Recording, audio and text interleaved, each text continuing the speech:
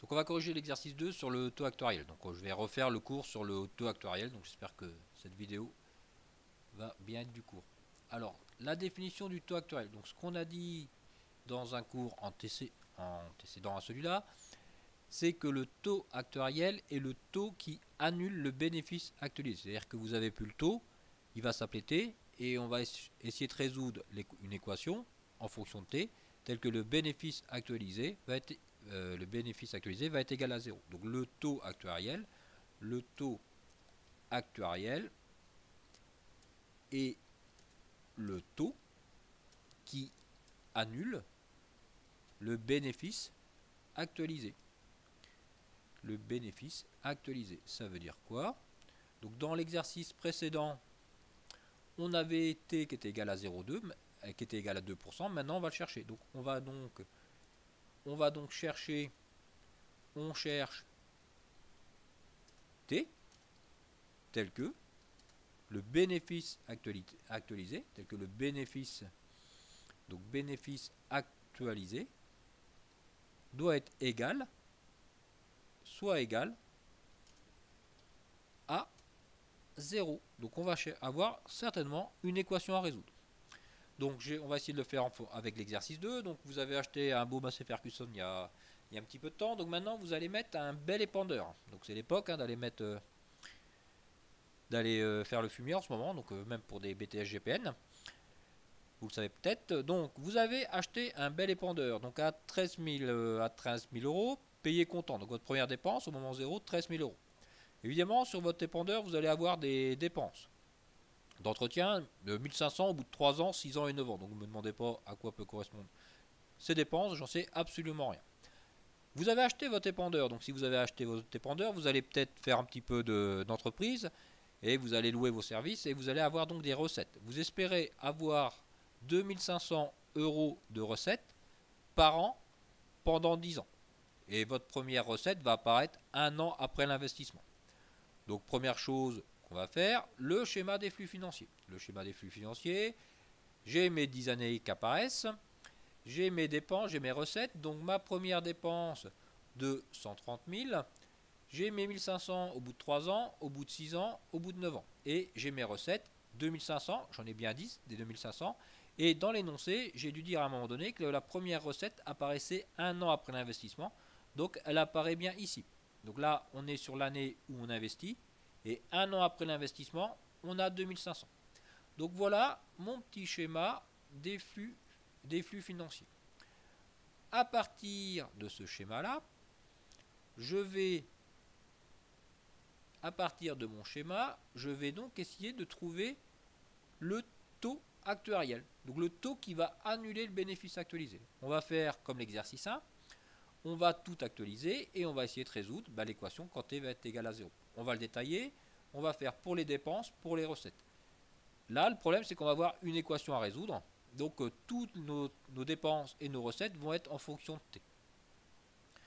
Donc, je note t, le taux actuariel. Donc, je note t, le taux actuariel. Donc, si le taux actuariel est de t, la raison de ma suite va être de 1 plus t, comme d'habitude.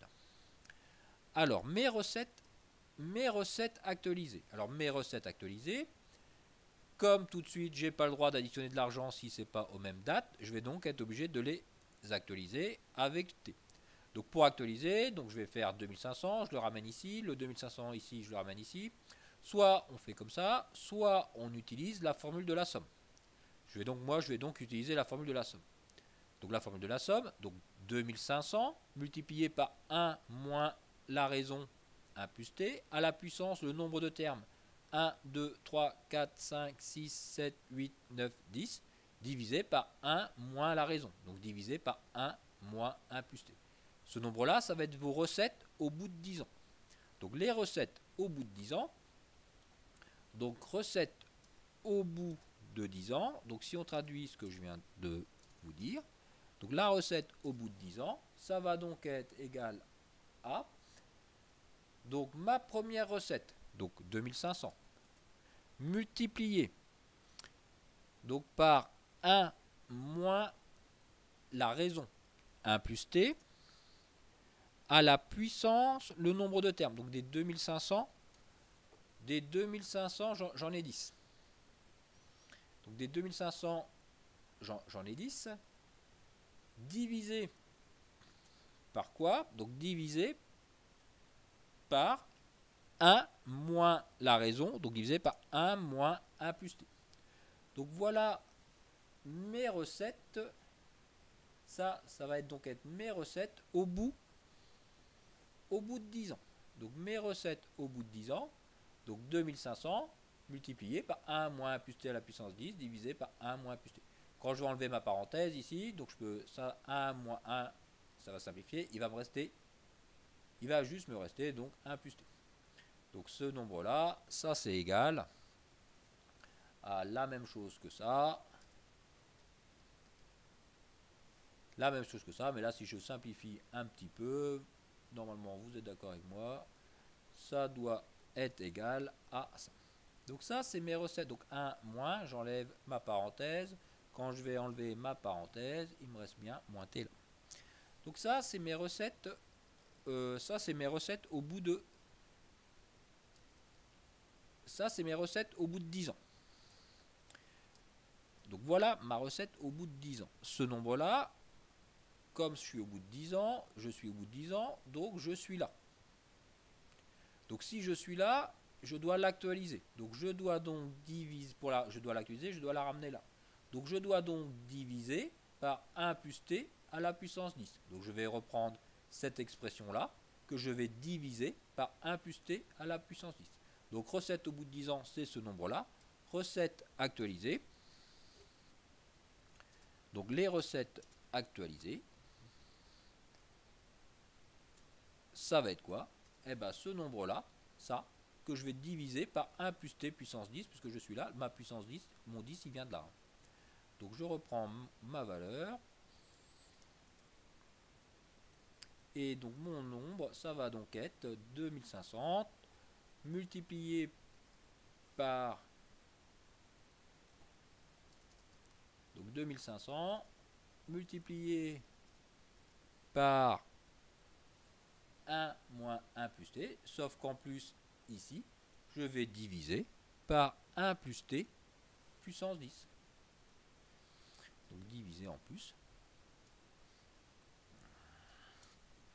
par 1 plus t à la puissance 10. Et voilà ma recette qui va être actualisée. Donc ma recette actualisée, elle va bien être actualisée en fonction de t. Donc ça c'est ma recette actualisée, c'est donc en fonction de t. Alors maintenant je vais faire pareil pour les dépenses. Donc pour les dépenses, pour mes dépenses actualisées, donc je reprends mon petit schéma des flux financiers, c'est plus facile. Alors mes dépenses actualisées, je vais avoir quoi comme première dépense? Donc mon 13 000 il est actualisé, il est au moment 0. Après j'ai mon 1500, le 1500 je dois l'actualiser. Donc 1500 divisé par 1 plus t à la puissance, ici je suis à 3, donc puissance 3. Plus 1 plus 1500 divisé par 1 plus t à la puissance 6, plus 1500 divisé par 1 plus t à la puissance 9. Donc les dépenses actualisées,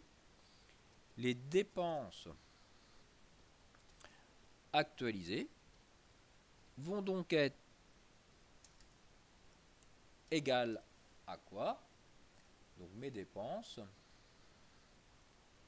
Donc ma première dépense, 13 000, qui elle est bien actualisée, j'ai rien à lui faire, plus le 1500. Le premier 1500, je n'ai pas le droit de l'additionner comme ça, puisqu'il arrive là. Donc comme je dois l'actualiser, je vais diviser. Donc je divise donc par 1 plus t à la puissance 3. Plus le 1500 qui est là. Je n'ai pas le droit de l'ajouter comme ça.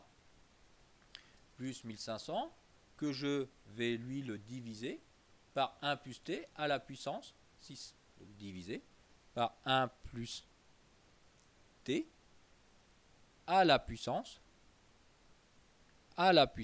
6.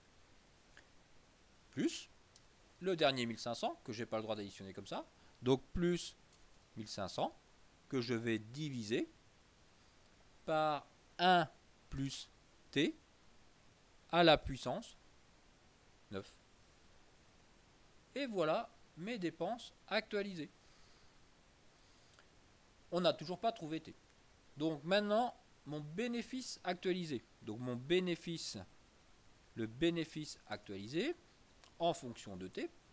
Donc le bénéfice actualisé en fonction de t, ça va être égal à quoi? Ça va être les recettes actualisées. Les recettes actualisées, ce nombre-là, moins les dépenses actualisées. Donc ça va donc être mes recettes actualisées. Donc recettes. Mes recettes actualisées moins mes dépenses actualisées. Donc ça, c'est mon bénéfice actualisé. Alors maintenant, la valeur de t. Donc je vous rappelle, t est le taux qui annule le bénéfice actualisé. Donc t est le taux qui annule le bénéfice actualisé. C'est-à-dire, on cherche t, tel que quoi? Tel que cette équation-là doit être égale à 0. Donc je cherche t, tel que mon équation ici, cette équation-là doit être égale à 0.